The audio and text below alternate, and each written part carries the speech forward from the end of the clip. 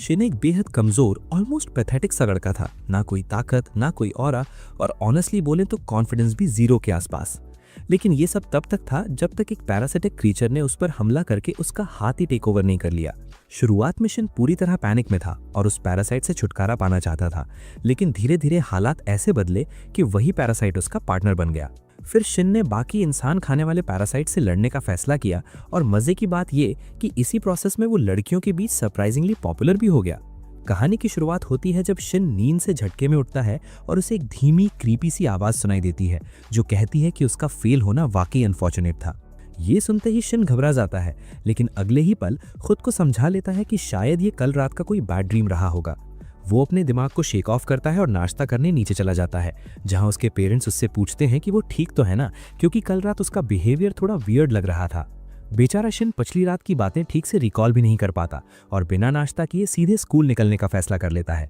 रास्ते में उसकी गर्लफ्रेंड मुरानु अचानक पीछे से उस पर हमला कर देती है, लेकिन उसका राइट हैंड अपने आप रिएक्ट करता है और हमला ब्लॉक कर देता है। मुरानु शॉक में आ जाती है कि शिन का हाथ इतना फास्ट कैसे हो गया, और शिन खुद भी कंफ्यूज होकर कह देता है कि उसका हाथ तो अपने आप मूव कर गया। अगले ही पल शिन कुछ ऑकवर्ड हरकतें करने लगता है, जिससे मुरानु पूरी तरह पैनिक होकर उसे थप्पड़ मारती है और भाग जाती है। उनका दोस्त ताकि तुरंत शिन को लेक्चर देता है कि यही होता है जब कोई आदमी बदतमीजी करता है। खैर, स्कूल पहुंचते ही शिन क्लास में झपकी लेने लगता है, क्योंकि पिछली रात उसे ठीक से नींद नहीं मिली थी। दरअसल उसी रात एक पैरासाइट ने उस पर हमला किया था, जो उसके कान के रास्ते दिमाग में घुसने की कोशिश कर रहा था, लेकिन उसके ईयरफोन्स रास्ते में आ गए। फिर पैरासाइट ने नाक के रास्ते एंट्री लेने की कोशिश की, और तभी शिन को जोरदार छींक आई और उसकी नींद खुल गई। उसी पल उसने उस अजीब चीज की झलक देखी और सोचा कि शायद कोई सांप है, लेकिन अगले ही सेकंड वो क्रीचर उस पर झपट पड़ा और उसके राइट हैंड में घुसने लगा। लकी फॉर हिम, शिन ने अपने ईयरफोन के तार से अपने बांह कसकर बांध रखी थी, जिससे पैरासाइट आगे नहीं बढ़ पाया। और यही साबित होता है कि वायर्ड ईयरफोन्स आज भी यूजफुल हैं। उसके पेरेंट्स दौड़ते हुए आए और उसके फादर ने तुरंत उसे डीलर बदलने की सलाह दे डाली, क्योंकि उन्हें लगा कि शिन किसी अजीब नशे में सांपों के हैलुसिनेशंस देख रहा है। अचानक शिन उस नाइटमेयर से जाग जाता है और खुद को क्लास में पाता है, जहां एक टीचर उस पर स्मार्टफोन यूज करने का आरोप लगाकर गुस्सा कर रहा होता है। शिन सफाई देने की कोशिश करता है कि उसने कुछ नहीं किया, लेकिन एविडेंस पूरी तरह उसके खिलाफ होता है। मुरानो अब भी उससे नाराज रहती है और ताकि उसकी मेंटल हेल्थ को लेकर जेन्युइनली कंसर्न हो जाती है, इसलिए वो बीच बचाव करने का फैसला करती है। शिन जल्दी घर लौटने का सोचता है, ये जानने के लिए कि कहीं उसके राइट हैंड में सच में कुछ गड़बड़ तो नहीं, या फिर सब इमेजिनेशन है। रास्ते में वो देखता है कि एक लड़की लापरवाही से सड़क क्रॉस कर रही है और एक कार सीधा उसकी तरफ आ रही है। बिना सोचे समझे शिन दौड़ता है, लड़की को बचाता है और अपने राइट हैंड से कार को लिटरली रोक देता है। उसे खुद यकीन नहीं होता कि उसने अभी क्या कर दिया। जब वो अपने हाथ को देखता है तो उसका शेप बदल चुका होता है और बीच में एक आंख खुली होती है। कुछ ही सेकंड में हाथ नॉर्मल हो जाता है, लेकिन इतना देखने के बाद शिन पूरी तरह पैनिक मोड में आ जाता है और घर भागता है। अपने कमरे में उसे एंजाइटी अटैक आता है और वो अपने राइट हैंड में चाकू मारने की कोशिश करता है, लेकिन हाथ अचानक एक स्ट्रेंज क्रीचर में बदल जाता है जो टूटी फूटी भाषा में बोल सकता है, और ऑनेस्टली उसकी इंग्लिश उन गिफ्ट कार्ड स्कैमर से कहीं बेहतर होती है। वो क्रीचर बताता है कि वो शरीर पर कब्जा करने में फेल हो गया और शिन को खाने के बाद सिर्फ राइट हैंड बनकर रह गया। इस पॉइंट पर शिन को लगने लगता है कि वो स्किज़ोफ्रेनिक हो गया है। वो उस एलियन हैंड पर अटैक करता है, लेकिन वो आसानी से चाकू तोड़कर उसे दूर फेंक देता है। फिर वो क्रीचर शिन से कहता है कि उसे बोलना सिखाया जाए, क्योंकि वो अभी परफेक्ट नहीं है, और इतना कहकर वो अचानक सो जाता है, जिससे हाथ फिर नॉर्मल हो जाता है। शिन पूरी तरह कंफ्यूज होकर क्लूज ढूंढने के लिए इंटरनेट खंगालता है, लेकिन उसे कुछ भी कॉन्क्रीट नहीं मिलता। आखिर में वो डिसाइड करता है कि सब नॉर्मल होने का एक्ट करेगा, लेकिन उसे जरा भी आइडिया नहीं होता कि एलियंस पूरी दुनिया में फैल चुके हैं, इंसानों की जगह ले चुके हैं और उन्हें खा रहे हैं। अगली सुबह शिन उठता है और देखता है कि वही एलियन शांति से किताबें पढ़कर दुनिया के बारे में नॉलेज इकट्ठा कर रहा है। अब वो क्लियरली बोल सकता है, जो उसकी इनसेन इंटेलिजेंस दिखाता है, और साथ ही वो अलग अलग जीवों में ट्रांसफॉर्म भी हो सकता है। शिन धीरे धीरे उसके लिए सिंपैथी महसूस करता है और पूछता है कि क्या वो कोई एक्स्ट्रा टेरेस्ट्रियल है, लेकिन वो क्रीचर कहता है कि उसे खुद नहीं पता कि वो कहाँ से आया है। उसे बस वही याद है जो उसके बाह के अंदर जागने के बाद हुआ, और उसकी पहली फ्रस्ट्रेशन यही थी कि वो शिन के दिमाग पर कब्जा नहीं कर पाया। ये सुनकर शिन घबरा जाता है, लेकिन एलियन कामली समझाता है कि अब वो कुछ नहीं कर सकता, क्योंकि उसने उसका हाथ खा लिया है। अगर उसने दिमाग पर कब्जा किया होता तब कहानी अलग होती। शिन बोलता है कि वो तुरंत हॉस्पिटल जाकर अपना ये वियर्ड हैंड कटवा देगा, लेकिन एलियन साफ कह देता है कि ये वर्स्ट आइडिया होगा, क्योंकि वो शिन के न्यूट्रिएंट्स पर डिपेंड करता है। हाथ कटते ही वो मर जाएगा, और साथ ही शिन अपना वो राइट हैंड भी खो देगा जिसमें मुंह है और जो शेप शिफ्ट कर सकता है, जो किसी भी वॉनाबी टफ गाय के लिए अल्टीमेट पावर है। शिन उसे पैरासाइट कहता है, लेकिन वो क्रीचर बोलता है कि उन्हें कोऑपरेट करना होगा। ये कहते ही पैरासाइट थक जाता है और शिन का हाथ फिर नॉर्मल हो जाता है। बाद में शिन नाश्ता करने जाता है और अपने फादर को अखबार पढ़ते हुए सुनता है, जिसमें हाल की ब्रूटल और वायलेंट मर्डर्स का जिक्र होता है, जिन्हें लोग अब मिंस्ड मीट मर्डर्स कहने लगे हैं। इसके बाद शिन स्कूल की तरफ बढ़ता है, लेकिन उसके दिमाग में एक अजीब सा विचार घूम रहा होता है कि शायद उसे पुलिस के सामने जाकर खुद को सरेंडर कर देना चाहिए और अपने इस पैरासाइट हाथ के बारे में सब कुछ सच सच बता देना चाहिए। तभी मिगी उसे साफ शब्दों में समझाता है कि ये सबसे खराब आइडिया होगा, क्योंकि ऐसा करने पर वे कुछ पागल साइंटिस्ट के लिए लेबोरेटरी रैट्स बन जाएंगे। अचानक मिगी उसे अलर्ट करता है कि पास ही एक और पैरासाइट मौजूद है और बताता है कि परजीवी एक दूसरे की ब्रेन वेव्स महसूस कर सकते हैं। शिन उस नए पैरासाइट की दिशा में जाने का फैसला करता है, लेकिन हर कदम के साथ उसका डर बढ़ता जाता है, क्योंकि उसे लगने लगता है कि शायद इस परजीवी ने किसी इंसान को पूरी तरह कब्जे में ले लिया है और आगे क्या होगा इसका कोई अंदाजा नहीं। फिर भी मिगी उसे लगातार आगे खींचता रहता है और आखिरकार वे देखते हैं कि ये कुत्ता दूसरे कुत्ते की लाश को खा रहा है। शिन पूरी तरह कंफ्यूज हो जाता है कि ये सब क्या हो रहा है, लेकिन जैसे ही उसे एहसास होता है कि उस कुत्ते पर भी पैरासाइट का कंट्रोल है, उसकी हालत सच में खराब हो जाती है।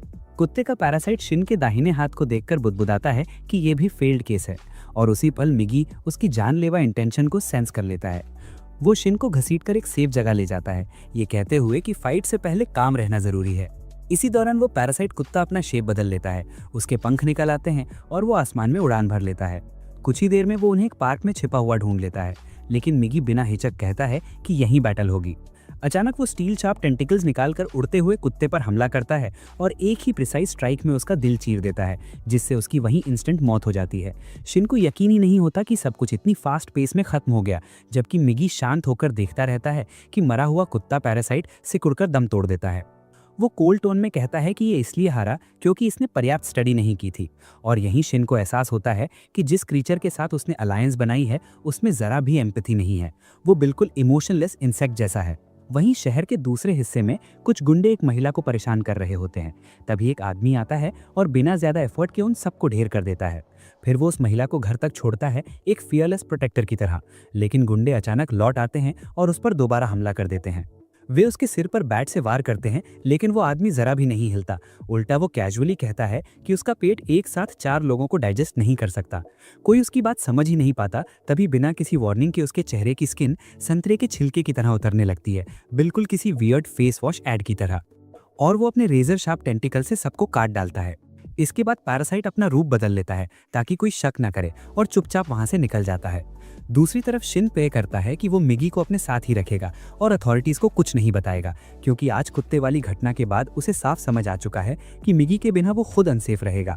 उसे हर बार उसे पैरासाइट कहना अजीब लगता है, इसलिए वो उसे कोई नाम देने के बारे में सोचता है। वो क्रीचर कहता है कि उसे मिगी कहकर बुलाया जाए, क्योंकि जापानीज में मिगी का मतलब राइट होता है।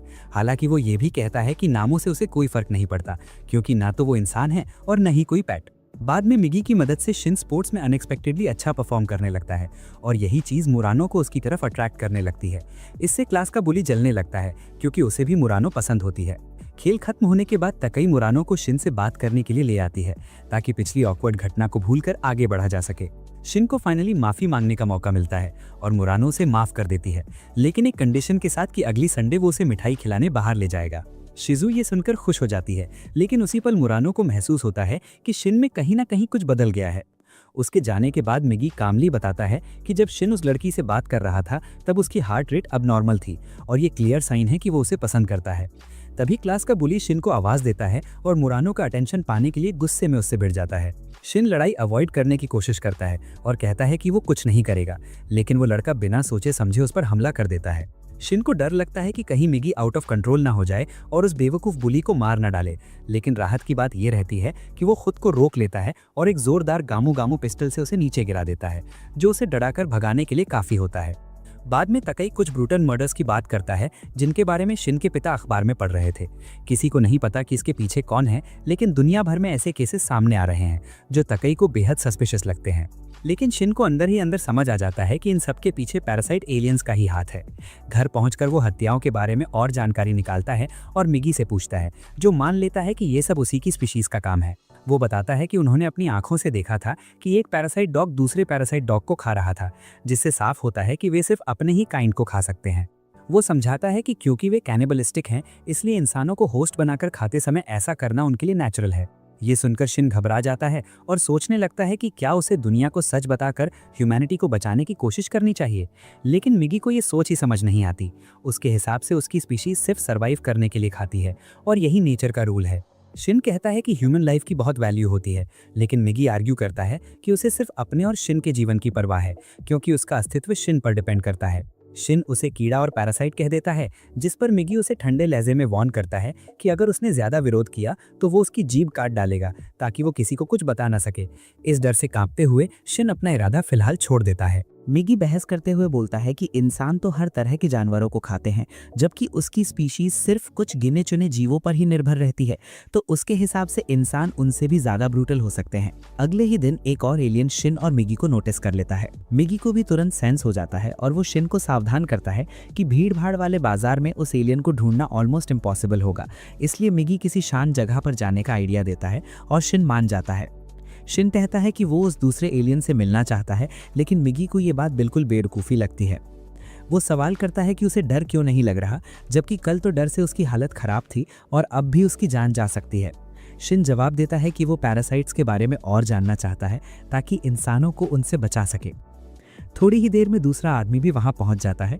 वो शिन के दाहिने हाथ को देखता है और तुरंत समझ जाता है कि ये डेंजरस है, क्योंकि शिन का ह्यूमन ब्रेन अब भी इंटैक्ट है। वो कामली आगे बढ़ता है, जबकि मिगी उसे वार्निंग देता है कि अगर उसने कुछ भी किया तो वो उसे मार देगा। वो आदमी एक ऑफर रखता है और मिगी से उसके पास आने को कहता है, ये बोलते हुए कि अभी भी उसके पास बॉडी चेंज करने का टाइम है। अपनी बात साबित करने के लिए वो अपना शरीर बदलता है, अपना हाथ काट देता है और मिगी को बुलाता है कि वे साथ मिलकर और पावरफुल बन सकते हैं।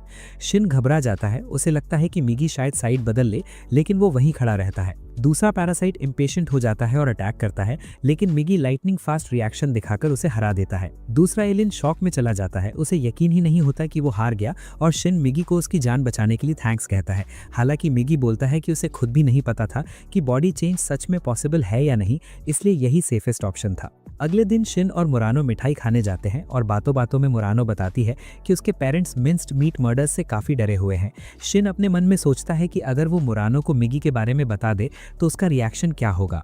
इसके बाद वे एक पार्क से गुजरते हैं और देखते हैं कि कुछ लड़के रेत में एक बिल्ली को दबाकर मजे के लिए उस पर पत्थर फेंक रहे हैं। मुरानो ये देखकर टूट सी जाती है और कहती है कि वो ये सब नहीं देख सकती। वो वहां से जाना चाहती है, लेकिन शिन एक golden heart type super hero दिखाता है। वो आगे बढ़ता है, बिल्ली को बचाता है और लड़कों से कहता है कि इनोसेंट क्रीचर्स को हर्ट करना बंद करो। लड़के उसे उनकी फन में दखल देने के लिए बुढ़ा कहते हैं और जैसे ही वो मुड़ता है उस पर पत्थर फेंक देते हैं, लेकिन मिगी सब पत्थर मिड एयर पकड़ लेता है। फिर शिन उन लड़कों को ऐसे घूर कर देखता है कि वे पूरी तरह डर जाते हैं और भाग खड़े होते हैं। मुरानो पर इसका गहरा असर पड़ता है और वो शिन का हाथ पकड़ लेती है, लेकिन उसका इंस्टिंक्ट उसे बताता है कि कुछ ऑफ है, इसलिए वो उसके राइट हैंड की जगह लेफ्ट हैंड को छूती है। कुछ दिन बीत जाते हैं और मर्डर्स की संख्या लगातार बढ़ती जाती है। शिन इस न्यूज़ से अंदर ही अंदर परेशान रहता है और मुरानो को लगने लगता है कि वो हर दिन और ज़्यादा डिस्टेंट और अलग होता जा रहा है। एक दिन स्कूल जाते वक्त मिगी को अचानक पास में किसी और पैरासाइट की प्रेजेंस महसूस होती है। ये सुनते ही शिन अलर्ट हो जाता है, लेकिन जब मिगी स्कूल बिल्डिंग की ओर इशारा करता है तो वो एक अजीब अनजाने डर से कांपने लगता है। स्कूल में शिन बेचैनी के साथ कॉरिडोर्स में चारों तरफ देखने लगता है, पैरासाइट को ढूंढने की कोशिश करता है और मिगी उसे वार्निंग देता है कि सस्पिशियस बिहेव ना करे, क्योंकि अगर पैरासाइट पास में है तो वो उन्हें भी सेंस कर सकता है। तभी मिस टामिया के नाम से एक नई टीचर का क्लास में इंट्रोडक्शन होता है और जैसे ही वो पोडियम पर कदम रखती है, मिगी कंफर्म कर देता है कि वो पैरासाइट है। इससे भी वर्स बात ये होती है कि उसे मुरानो की क्लास टीचर बना दिया जाता है। ये सुनकर शिन की बेचैनी बढ़ जाती है और मिगी उसे दोबारा टामिया की तरफ ना देखने को कहता है, लेकिन शिन खुद को रोक नहीं पाता और वो महिला उसकी तरफ देख लेती है, ये समझते हुए कि वो भी उन्हीं में से एक है। बाद में जिम क्लास के दौरान मिगी कमेंट करता है कि टामिया कितनी इंटेलिजेंट होगी, क्योंकि उसने अपने होस्ट की आइडेंटिटी और सोसाइटी में पोजीशन दोनों को परफेक्टली मेंटेन किया है और वो टीचर की तरह काम भी कर रही है। शिन सोचने लगता है कि कहीं वो पूरे स्कूल को खाने की प्लानिंग तो नहीं कर रही, लेकिन मिगी कहता है कि वो अपनी आइडेंटिटी रिवील नहीं करना चाहती, इसलिए आसपास के लोगों को नहीं खाएगी। क्लास में जब टामिया पढ़ा रही होती है, मिगी सो जाता है और शिन पैनिक में आ जाता है, क्योंकि उसे लगता है कि अब वो टोटली अनसेफ है।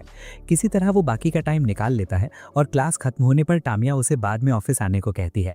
बाकी लड़के उसे टीज करने लगते हैं, मजाक में बोलते हैं कि उसे मम्मी टीचर से स्पेशल अटेंशन मिल रही है और शिन उन पर गुस्सा हो जाता है, क्योंकि उन्हें अंदाजा भी नहीं होता कि वो कितनी बड़ी ट्रबल में फंसा है। खैर, वो ऑफिस की तरफ बढ़ता है और लकीली मिगी समय पर जाग जाता है।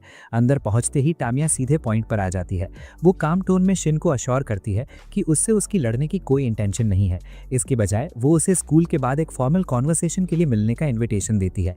मिगी तुरंत अग्री कर लेता है, लेकिन शिन को डाउट होता है। उसे लगता है कि ये कोई ट्रैप हो सकता है। तामिया कहती है कि अगर उसे मारना होती तो अब तक मार चुकी होती, और बताती है कि वो बस उनकी यूनिक हाइब्रिड रिलेशनशिप के बारे में क्यूरियस है। वो इन्फॉर्मेशन शेयर करने और फ्यूचर में कोऑपरेशन का प्रॉमिस करती है। स्कूल के बाद शिन उससे मिलने जाता है, लेकिन मिगी को अचानक 2 पैरासाइट्स पास आते हुए फील होते हैं। शिन फिर से घबरा जाता है, लेकिन मिगी अभी कंफर्म नहीं कर पाता कि ये ट्रैप है या नहीं। कुछ ही पलों बाद टामिया वहाँ एक ऐसे आदमी के साथ पहुंचती है जिसे वो मिस्टर ए कहती है, क्योंकि असल में उसका ना तो कोई नाम है और ना ही कोई साफ पहचान। आते ही उसके और मिगी के बीच एक अजीब सा टेंशन बन जाता है, लेकिन टामिया तुरंत माहौल को कूल डाउन करते हुए कहती है कि लड़ने का भी कोई फायदा नहीं है। आखिरकार वे तीनों बैठकर बात करने लगते हैं और टामिया सीधे शिन से पूछती है कि वो उनके जैसे बीइंग्स के बारे में क्या सोचता है।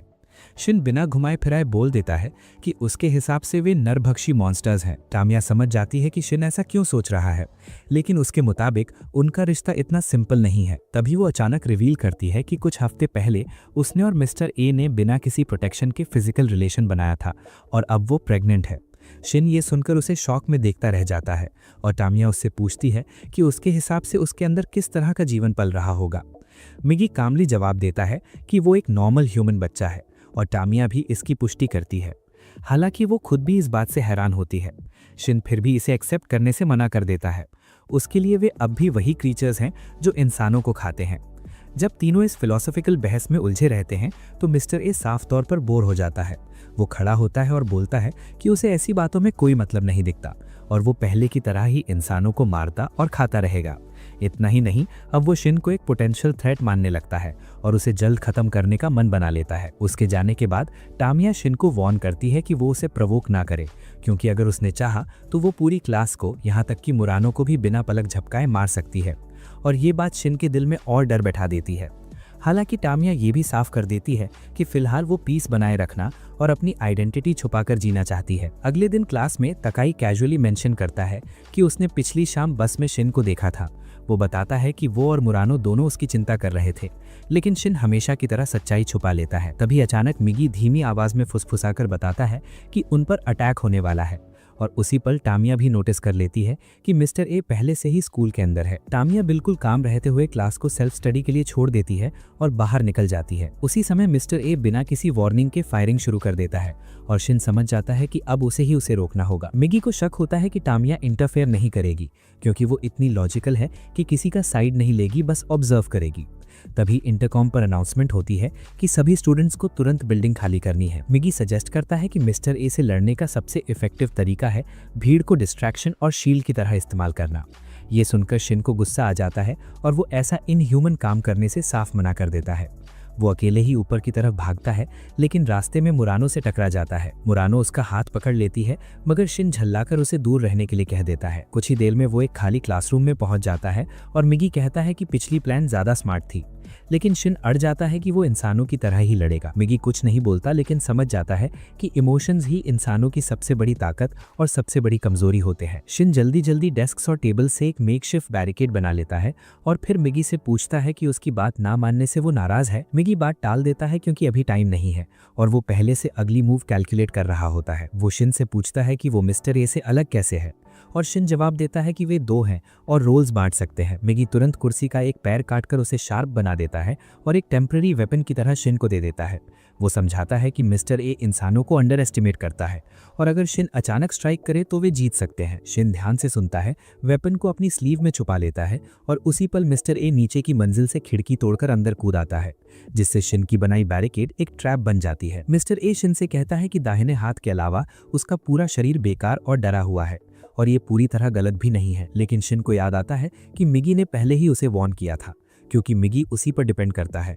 अगर शिन डर गया तो मिगी भी कमजोर पड़ जाएगा, इसलिए वो खुद को काम करने की कोशिश करता है। अचानक मिस्टर ए हमला करता है और मिगी उसके हर स्ट्राइक को रोक लेता है। शिन को याद आता है कि प्लान यही था, डिफेंस में रहना और ओपोनेंट को केयरलेस होने देना। क्योंकि मिस्टर ए इंसानों को कम समझता है, शिन को रियल थ्रेट मानता ही नहीं। शिन के पास अब मिगी पर भरोसा करने के अलावा कोई रास्ता नहीं बचता और वो धीरे धीरे आगे बढ़ता है, जबकि मिस्टर ए उस पर ध्यान ही नहीं देता। यही उसकी सबसे बड़ी गलती साबित होती है। शिन अचानक डेस्क के पैर से उसके सीने पर वार करता है और तुरंत तुरंत पीछे हट जाता है, जबकि मिगी उसके काउंटर अटैक्स को ब्लॉक कर देता है। मिस्टर ए के लिए बहुत देर हो चुकी थी, क्योंकि शिन का वार उसके दिल की एक मेन आर्टरी पर लगा था और खून तेजी से बहने लगा था। फिर भी वो शिन को धक्का देकर दूर करता है और एक स्टील पाइप को जोर से बाहर निकाल देता है, जिससे ब्लीडिंग रुक जाती है। पीछे हटते हुए वो लड़खड़ाने लगता है और मिगी कहता है कि उन्हें उसे अभी खत्म कर देना चाहिए। शिन मना कर देता है क्योंकि वो किसी को मारना नहीं चाहता। मिगी उसे समझाता है कि मिस्टर ए इंसान नहीं है और टेक्निकली मर्डर वही होता है जब इंसानों को मारा जाए। उधर मिस्टर ए खुद इस बात पर यकीन नहीं कर पा रहा होता कि एक इंसान ने उसे इस हालत में पहुंचा दिया है। उसे अब साफ साफ महसूस होने लगता है कि उसका शरीर जवाब दे चुका है और इसी रिस्क को लेते हुए वो फैसला करता है कि उसे एक नया शरीर ढूंढना होगा, प्रेफरेबली टामिया के शरीर को शेयर करने का। वो धीरे धीरे उसकी तरफ बढ़ता है, लेकिन जैसे ही वो उसके ऑफिस का दरवाजा खोलता है, टामिया अचानक बाहर कूदती है और अंदर कई ऑक्सीजन सिलेंडर्स खुले छोड़ देती है। मिस्टर ए को समझ ही नहीं आता कि हो क्या रहा है और अगले ही पल ज्यादा ऑक्सीजन की वजह से जोरदार ब्लास्ट हो जाता है, जिससे पुलिस के पहुंचने से पहले ही उसकी मौत हो जाती है। इस पूरी घटना के बाद शिन पूरी तरह शॉक में चला जाता है और वक्त गुजरने के बावजूद वो इस सच्चाई को एक्सेप्ट नहीं कर पाता कि उसने किसी इंसान को चाकू मारा था। वहीं दूसरी तरफ टामिया स्कूल एडमिनिस्ट्रेशन के साथ ट्रबल में फंस जाती है, क्योंकि वो अपने बच्चे के पिता के बारे में कुछ भी बताने से इनकार कर देती है। बेवकूफ़ लोगों से प्राइवेसी राइट्स पर बहस करने के बजाय वो नौकरी छोड़ने और अपनी पहचान बदलने का फैसला करती है। स्कूल छोड़ने से पहले वो शिन से मिलने आती है और कामली बताती है कि अब जब वो टामिया की आइडेंटिटी मिटाना चाहती है तो उसके सोशल सर्कल में मौजूद लोगों को जिंदा रखने की उसे कोई वजह नहीं है और इसमें शिन भी शामिल है। ये सुनते ही शिन घबरा जाता है और उससे पूछता है कि आखिर वो और बाकी पैरासाइट्स इंसानों को क्यों खाते हैं। टामिया समझाती है कि मिगी शिन के खून में मौजूद न्यूट्रिएंट्स की वजह से जिंदा रह सकता है और इसका मतलब ये है कि दूसरे पैरासाइट्स भी शायद किसी और तरह के भोजन पर सर्वाइव कर सकते हैं। टामिया कहती है कि ये मुमकिन है, लेकिन कैनिबलिज्म उनके लिए उतना ही नेचुरल है जितना मधुमक्खियों के लिए उड़ना या मकड़ियों के लिए जाला बुनना।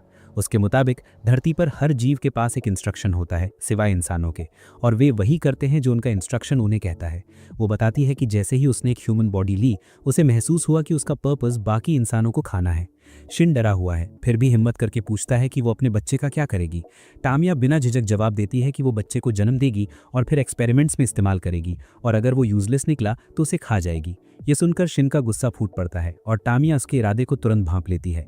वो लड़ने के लिए अपना रूप बदल लेती है और मिगी को एहसास हो जाता है कि वे उसके खिलाफ जीत नहीं सकते, क्योंकि वो एक साथ 2 फॉर्म्स में ट्रांसफॉर्म कर सकती है। मतलब वो उनसे कहीं ज़्यादा इवॉल्व है। लेकिन तभी टामिया को ये भी समझ आता है कि शिन अब पूरी तरह प्योर ह्यूमन नहीं रहा। इसी क्यूरियोसिटी में वो उसे जिंदा छोड़ने का फैसला करती है ताकि वो उससे और सीख सके। उसी रात असली टामिया की माँ उससे मिलने आती है और उसे तुरंत समझ आ जाता है कि उसके सामने खड़ी औरत उसकी बेटी नहीं है। वो कांपती आवाज़ में पूछती है कि वो आखिर है कौन और उसकी बेटी कहाँ है। टामिया इस पर जेन्युइनली हैरान हो जाती है, क्योंकि उसने कभी इमेजिन भी नहीं किया था कि कोई नॉर्मल इंसान उसका भेष पहचान सकता है। बूढ़ी औरत पुलिस बुलाने का फैसला करती है, लेकिन उससे पहले ही टामिया उसे मार देती है। फिर भी उसके मन में एक सवाल रह जाता है कि क्या उस महिला में कोई स्पेशल एबिलिटी थी जिसे उसे स्टडी करना चाहिए था।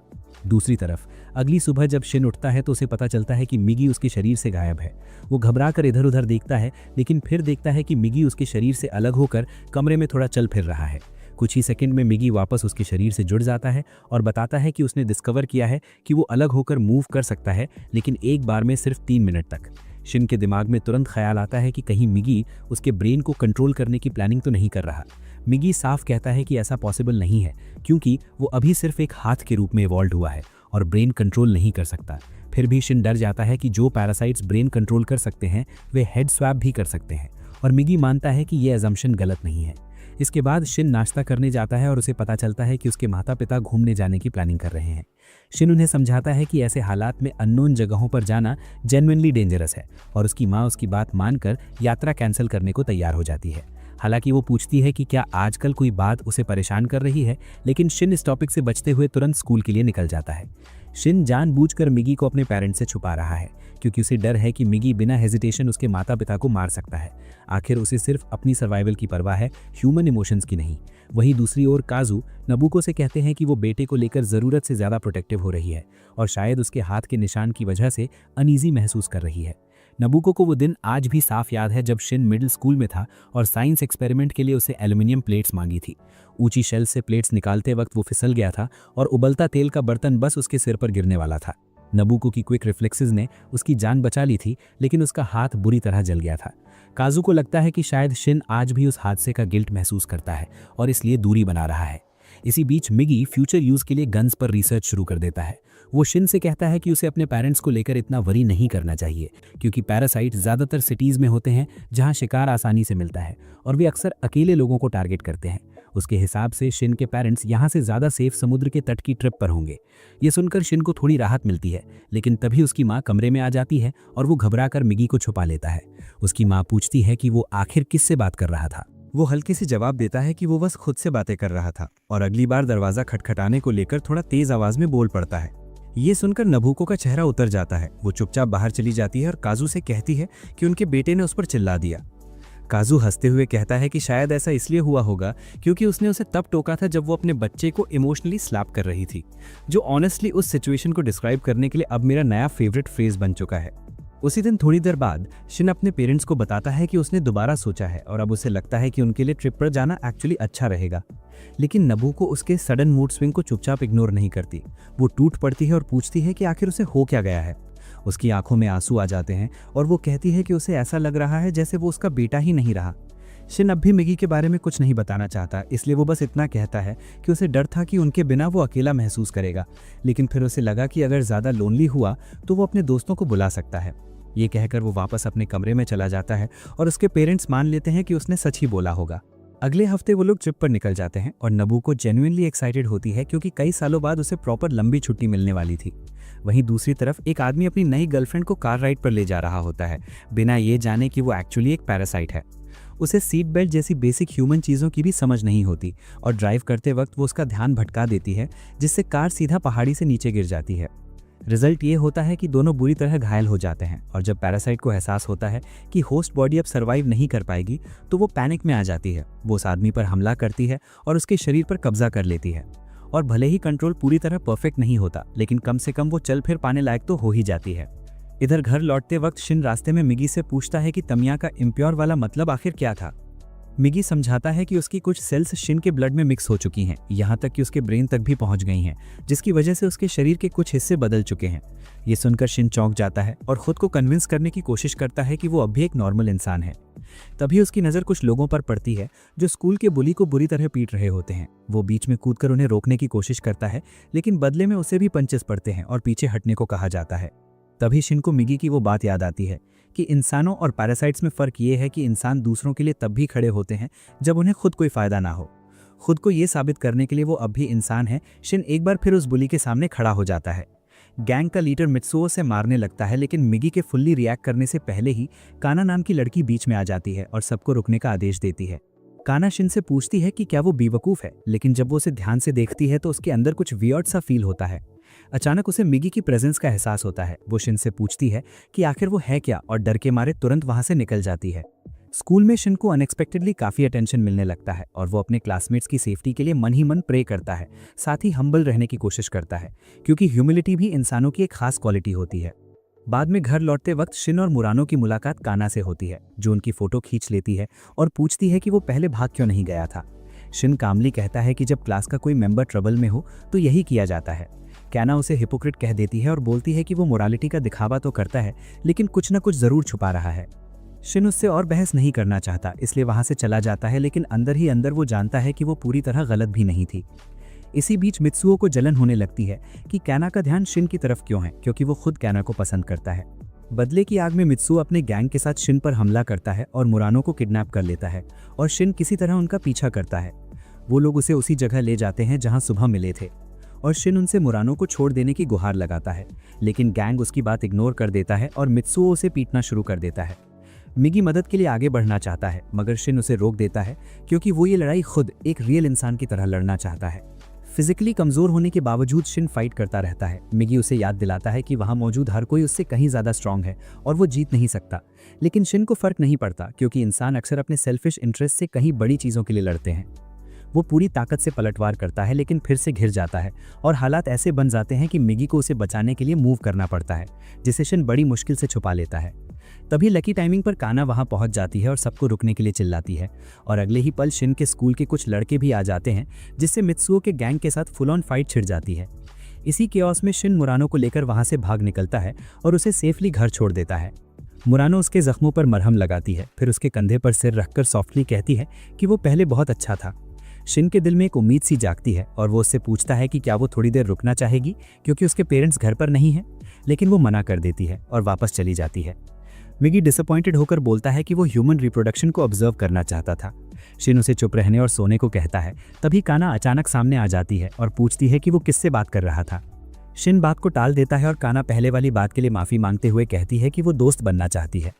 शिन मान जाता है क्योंकि उसे इसमें कुछ गलत नहीं लगता, लेकिन जैसे ही वो हाथ मिलाते हैं काना को उसके दाहिने हाथ में कुछ बेहद अजीब सा महसूस होता है। शिन उसके चेहरे पर आई उस हल्की सी बेचैनी को तुरंत महसूस कर लेता है और बिना एक पल गवाए पीछे हटकर अपने घर के अंदर भाग जाता है। अंदर पहुंचते ही मिगी उसे साफ साफ कह देता है कि उसे काना से दूरी बनाकर रखनी चाहिए क्योंकि वो लड़की कुछ ज़्यादा ही शार्प लगती है। मिगी को शक है कि काना पैरासाइट्स द्वारा छोड़ी जाने वाली उन खास वेवलेंथ को महसूस कर सकती है जिनकी मदद से वो अपने जैसे दूसरे जीवों को पहचानते हैं। और हाँ, भले ही मुरानों में भी थोड़ी बहुत ऐसी सेंसिटिविटी हो, लेकिन काना की इंस्टिंक्ट उससे कहीं ज़्यादा तेज़ और नेचुरल लगती है। मिगी को पूरा भरोसा है कि ये लड़की सच में डेंजरस हो सकती है और शिन भी अंदर ही अंदर उससे सहमत नजर आता है। दूसरी तरफ एक बिल्कुल अलग जगह पर उस सड़क हादसे के बाद जिस आदमी के शरीर पर पैरासाइट ने कब्जा किया था वो बुरी तरह स्ट्रगल कर रहा है। वजह यह है कि वो पैरासाइट कभी मेल बॉडी का आदी कभी नहीं रहा। उसे फिर से एक महिला का शरीर चाहिए जिसमें वो खुद को ज़्यादा सहज महसूस कर सके। और जैसे ही उसकी नज़र किसी पहली अकेली महिला पर पड़ती है वो बिना ज़्यादा सोचे समझे उसी पर कब्जा करने का फैसला कर लेता है। दुर्भाग्यवश शिन के माता पिता उस मॉन्स्टर से ज़्यादा दूर नहीं थे। जब वे क्लिफ पर सनसेट का मजा ले रहे थे तभी अचानक वही मॉन्स्टर वहां प्रकट हुआ और काजू के सामने नाबुको का सिर काट डाला। बाद में शिन को घायल काजू का फोन आता है जिसमें वो अपनी मां पर हुए अटैक की जानकारी देता है और सलाह देता है कि तुरंत पुलिस के पास जाए। इतना कहकर वो फोन काट देता है और शिन घबरा जाता है, डर जाता है कि ये मॉन्स्टर कोई पैरासाइट है जिसने उसके माता पिता पर हमला किया है, लेकिन उसे ये भी नहीं पता कि उनकी एग्जैक्ट लोकेशन क्या है। वो और खबर का इंतज़ार करते करते सो जाता है और उसे बुरा सपना आता है। लेकिन जब वो अगली सुबह उठता है तो मिगी उसे बताता है कि एक एलियन यहाँ आया है। शिन गुस्से में होता है और कहता है कि उसके माता पिता खतरे में हैं क्योंकि मिगी ने कहा था कि वे बीच के पास सेफ रहेंगे। मिगी कामली जवाब देता है कि उसका सजेशन सिर्फ प्रोबेबिलिटीज़ पर आधारित था और उसने कभी भी कोई बात 100% सर्टेनिटी के साथ नहीं कही। फिर वो शिन को कहता है कि अभी सामने चल रही फाइट पर फोकस करे और शिन अपनी भूमिका निभाने के लिए एक नाइफ उठा लेता है। हालांकि मिगी सोचता है कि इस बार उसकी हेल्प की ज़रूरत नहीं है। अचानक दरवाज़ा खुलता है और शिन सोचता है कि ये स्ट्रेंजर घर का लॉक कैसे तोड़ सकता है। फिर वो अजनबी घर में घुस जाता है और शिन लड़ने के लिए रेडी हो जाता है, लेकिन जैसे ही वो अपनी माँ को अंदर आता देखता है वो कम्प्लीटली शॉक्ड रह जाता है। हालांकि अंदर ही अंदर वो ट्रुथ जानता है, फिर भी उसे इसे एक्सेप्ट करना मुश्किल होता है। वो उलझन और घबराहट में नाबुको का स्वागत करता है और पूछता है कि वो पापा के साथ क्यों नहीं है। मिगी क्वाइटली उसे बताता है कि ये उसकी माँ नहीं बल्कि पैरासाइट है, लेकिन शिन मानने से इनकार कर देता है। परग्रही कहता है कि दूसरा आदमी उसके घर पहुंचने से पहले ही मर चुका होगा और ये उसके लिए बेटर ही हुआ। उलझन में शिन मिगी के सामने नाइफ रख देता है जिससे वो शेप शिफ्ट करने से रुक जाता है। वो अपनी माँ को पुकारता है, उम्मीद करता है कि वो अभी भी वहाँ होगी। मिगी उसे बताता है कि वो जा चुकी है, लेकिन शिन गुस्से में एक्सप्लोड हो जाता है और धमकी देता है कि अगर उसने उसके खिलाफ एक भी शब्द कहा तो वो अपना राइट हैंड काट देगा। भावनात्मक रूप से अपसेट शिन कहता है कि बचपन में उसने अपनी माँ का हाथ चलाने के लिए कभी ठीक से अपॉलॉजी भी नहीं मांगी, लेकिन पैरासाइट को इसकी कोई परवाह नहीं। वो शेप शिफ्ट कर मिगी के दिल में नाइफ घोंप देती है और नाइफ की वजह से मिगी टाइमली रिएक्ट नहीं कर पाता। शिन जमीन पर गिर जाता है, अभी भी डिसबिलीफ में कि उसकी माँ पैरासाइट बन गई है। फिर पैरासाइट शिन को डेड मानकर छोड़ देती है और मिगी से कहता है कि उसका होस्ट मर चुका है और अब वो भी मर जाएगा, क्योंकि ब्रेन अक्वायर करने में फेल होने वालों की यही फेट होती है। हालांकि मिगी को लगता है कि अभी भी उसे सेव करने का चांस है। शिन का हार्ट शैटर्ड है, इसलिए मिगी एक नया हार्ट बनाता है, उसे उसकी चेस्ट में इम्प्लांट करता है और अनकॉन्शियस शिन में उसे मैन्युअली बीट कराना शुरू करता है। वो शिन के शरीर में एंटर करता है ताकि धीरे धीरे उसकी हीलिंग जारी रख सके, साथ ही खुद को फिर से राइट आर्म में रिस्टोर करे, जिसमें काफ़ी टाइम लगता है। इस वजह से शिन कई दिन स्कूल नहीं जाता और मुलानो कंसर्न्ड होकर उसका हाल जानने के लिए उसके घर आने का डिसाइड करती है। इस बीच मिगी शिन का हीलिंग प्रोसेस कंटिन्यू करता है और सोते समय उसे फीड भी करता है। कुछ दिन बाद शिन आखिरकार जाग जाता है। हालांकि अब वो काफ़ी वीक हो चुका है, लेकिन जल्द ही उसे एहसास होता है कि अब उसे ग्लासेस की ज़रूरत नहीं, जो उसे स्ट्रेंज लगता है। फिर वो डिसाइड करता है कि नहाने जाएगा और तभी उसे अपनी चेस्ट पर स्कार दिखाई देता है जो पूरी घटना की याद दिलाता है। उसे चेस्ट में तेज पेन महसूस होता है और वो शॉक में आ जाता है। तभी फोन की रिंगटोन बजती है और वो उठाकर सुनता है कि उसके पिता को हॉस्पिटल में एडमिट किया गया है।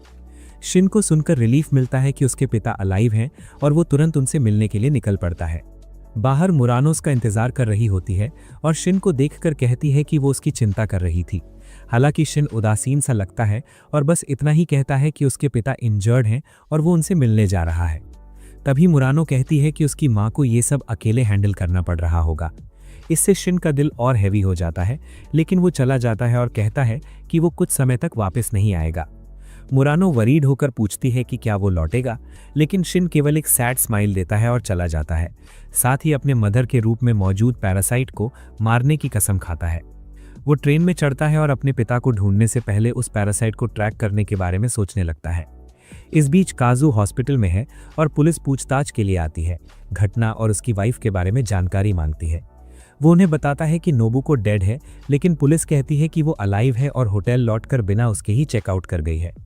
काजू घबरा जाता है और कहता है कि वो वुमेन धोखेबाज है, लेकिन पुलिस बताती है कि उसके हाथ पर बर्न मार्क उसकी पहचान कंफर्म करता है। एक साइकाइट्रिस्ट काजू को बताता है कि एक्सीडेंट के शॉक की वजह से वो हेलुसिनेट कर रहा है और समहाउ उसे कन्विंस कर देता है कि ये ट्रुथ ही है। कुछ ही देर में शिन हॉस्पिटल पहुंच जाता है और रूम में एंटर करते ही काजू उसे देखकर इनिशियली शॉक्ड होता है, लेकिन खुश भी हो जाता है। शिन अपनी माँ के साथ हुई इंसिडेंट के बारे में बात करने की कोशिश करता है, लेकिन पेन की वजह से कुछ बोल नहीं पाता। हालांकि उसकी आंखों में टीयर्स नहीं है। काजू अचानक कहता है कि नोबुको एक्सीडेंट के बाद से मिसिंग है। शिन चौंक जाता है और तुरंत उसे मॉन्स्टर की याद दिलाती है, लेकिन काजू कहता है कि एक्सीडेंट में उसके सिर पर चोट लगी थी और इसलिए वो कंफ्यूज हो सकता है।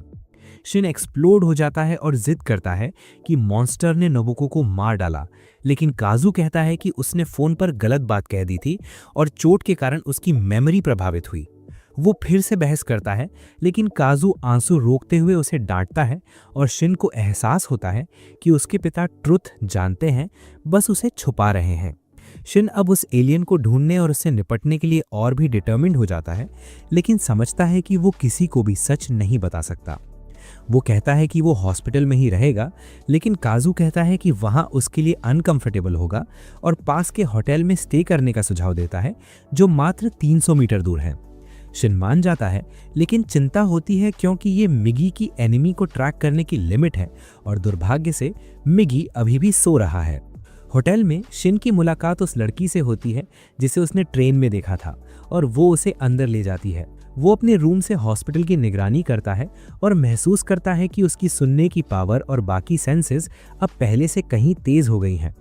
बाद में मिगी जागता है और बताता है कि उसने शिन की बॉडी को हील कर दिया है, लेकिन अब दोनों चेंज्ड हैं और मिगी की वीकनेस ये है कि उसे दिन में 4 घंटे सोना पड़ता है, जो मेरी रोजाना की स्लीप से भी ज़्यादा है। शिन कहता है कि वो भी पहले जल्दी सो जाता था, लेकिन मिगी कहता है कि अब डेंजर आने पर वो नहीं जागेगा और अगर उस दौरान एनिमी अटैक करे तो दोनों मर जाएंगे।